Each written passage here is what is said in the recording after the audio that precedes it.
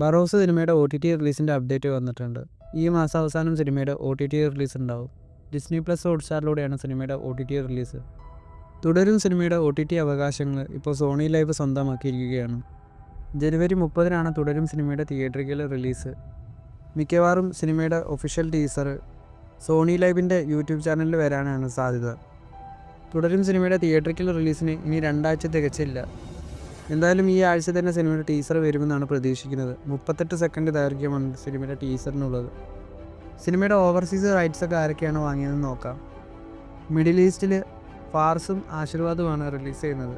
UK യൂറോപ്പിൽ RFT films, USA prime മീഡിയയും ആശീർവാദും, ഓസ്ട്രേലിയ ന്യൂസിലാൻഡിൽ സൈബർ സിസ്റ്റംസ്.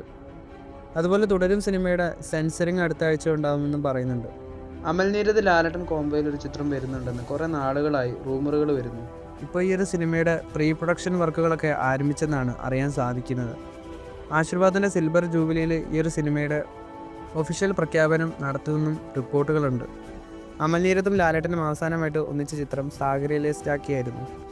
അതുപോലെ വരാൻ പോകുന്ന ഈ ഒരു സിനിമയിൽ ഫഹദ് ഫാസിലും ഒരു റോളിലെത്തുന്നുണ്ടെന്ന് അപ്ഡേറ്റുകളൊക്കെ വരുന്നുണ്ട്.